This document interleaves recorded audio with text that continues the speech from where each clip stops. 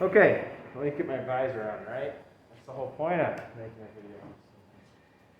See me in my visor.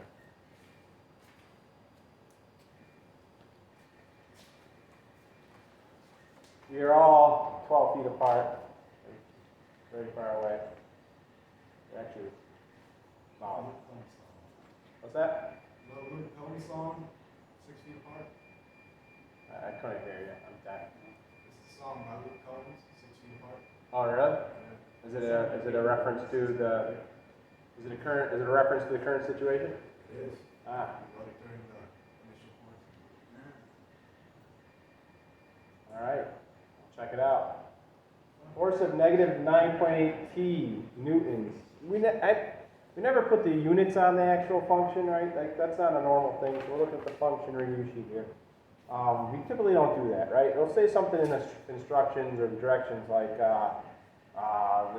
the units on the coefficients give units of newtons for the force and that sort of thing. No, you don't really ever put the newtons on there, but there it is. Is applied to an object for 6 seconds, determine the object's change in momentum. All right. So I did this yesterday in class with those guys, so I don't really know the point of recording this really because they already saw it, but I guess the remote kids could benefit from this. So we've got change in momentum. Put the bigger marker here. I'm going to process flow down here. Delta P equals the integral force with respect to time from 0 to 6 seconds is our time interval here.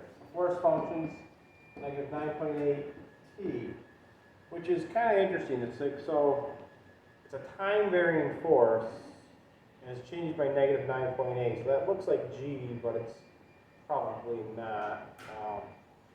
You know, just a familiar number. All right, so integral of force with respect to time. So, negative 9.8 T squared over 2, evaluate it from 0 to 6. Of course, I don't have a decent calculator with me here, but we'll tough it out. All right, 9.8 times 6 squared divided by 2. Looks like I got about 180 or so. Does that sound right?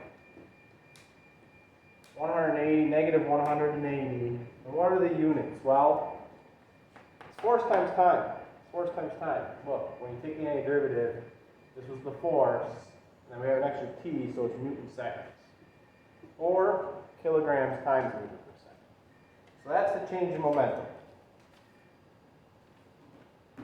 If it said magnitude of change in momentum, you'd leave the negative sign off of there. Part B says, determine the final speed of the object if its mass is 1 kilogram and it's initially moving with a speed of negative 15 meters per second. Have you guys ever watched one of my videos and the bell rings? It's like incredibly loud. It's horrible. I was watching one the other day. I was like, oh, make that stop. That's terrible. Determine the final speed of the object with mass 1 kilogram initially moving at a speed of negative 15 meters per second. So, its initial velocity here is negative 15 meters per second. Now, on the worksheet, I had asked it in terms of negative 15 and positive 15. So, you've got to be careful. The impulse came out negative. So, that means the force is pushing this to the left. It's already moving to the left. So, what I like to do, I like to just say, okay, negative 180 Newton second equals mass times velocity, 1.0 kilograms, times change in velocity. I like to just do it like that and find the change in velocity. So the change in velocity of this object is negative 180 meters per second. All right, negative 180 meters per second, the change in velocity. So if our initial velocity is negative 15 and it's changed by negative 180, our final velocity has to be negative 195 meters per second. All right? Negative 195 meters per second, the final velocity there. Questions on that first one? We good? Pretty good? Technically, the two sig figs, it should probably be 200. Right? But, oh well. Next one, number 2. An object moves with a momentum now, so I give you the momentum function, right? Again, I basically just copy and pasted the problems from the worksheet and just reworked some of the numbers, right? So, same procedure, very straightforward. It does show up quite a bit on the AP exam, all right? I need to look again at the website, see if it's gonna be a format like last year or not, where it's just gonna be shortened, a couple short answer problems, random ones. Everybody had different combos of problems last year. Scores were good though. Kids last year did. So typically, historically, my average has been like a 3.6 grade in physics C, which is lower than the national average, which I recognize, but I have more kids taking me in physics C than pretty much any other school around. So, it had dipped down to like 3.0 the last 2 years. But then last year it went back up with the digital test. So hopefully that'll carry through this year again as well. The grades were good last year. A few 5s and a couple kids mailed it in. But there's only 1-1, which was cool. 1-1. And, you know, it's a bit of a surprise, let's just say. All right, so 2 kilogram object moves with momentum. Determine at what time the object will come to rest. So the key there is to realize that this is the momentum. P equals 3.0 t squared minus 27.0. Probably just be 27 to stay safe. It comes to rest when the momentum is 0. All right. So when the momentum is 0, that's when it comes to rest. So this is where your skill in analyzing functions comes into play, right? You gotta have a little bit of, you gotta combine it with some physics intuition and a little mathematical intuition here. So you solve for t, you get 3.0 t squared equals 27, the negative sign, bring 27 up here, divide both sides by 3, divide both sides by 3, t is going to equal, we square root of 9, so 3.0 seconds. Alright, questions on that so far? No? Good? Alright, determine the net force acting on the object at, yes? This is just, oh, and, never mind. Alright.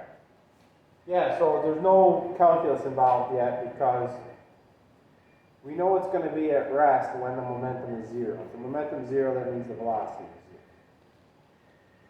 0. Alright, determine the net force acting on the object. Alright, F net equals the rate of change dV dt, the rate of change of the momentum.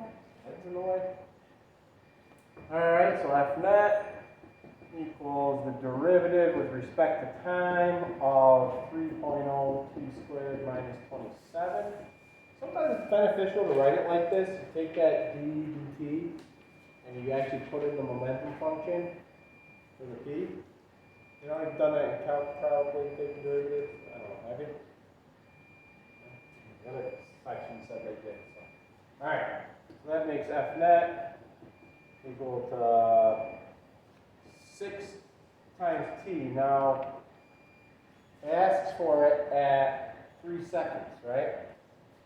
I have been deja vu here. So at 3 seconds, so now you evaluate it at 3 seconds, F net at 3 seconds equals 18 newtons. And it's positive, so it would be a positive 18. All right, and number 3 is one more momentum question, force function question, I should say. They're all momentum questions. So I give you the force versus time function, and I say, okay, here's the final velocity. Tell me what the mass of this object must have been. All right, so you know what the force function is. So F equals 2.0 t cubed plus 6.0 t. Okay, so start from rest. Well, I guess we should do is delta V. Delta V is positive 800 meters per second. That's how much it's going to gain. The mass is unknown. The length of time this is applied for is 8.0 seconds. Alright?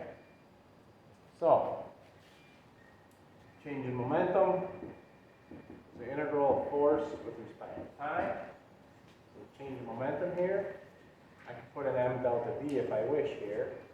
And then over here I have 2.0 t to the fourth over 4 plus 6.0 t squared over 2 evaluated from 0 to 8 seconds. So I skipped a little bit of a step here, not writing the integral. I probably should have done that. I went right to the antiderivative step. Alright, so let's do a little math here. We've got 0.5 times 8 to the fourth plus 3 times 8 squared. Gives me about 2,240. 2,200 is good enough. Newton seconds.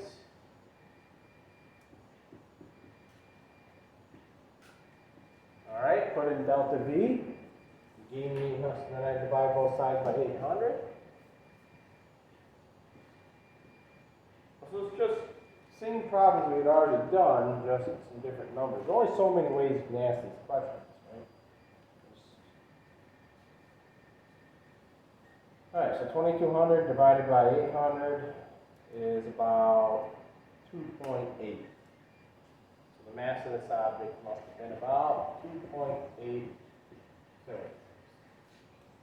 Questions? Pretty straightforward. All right.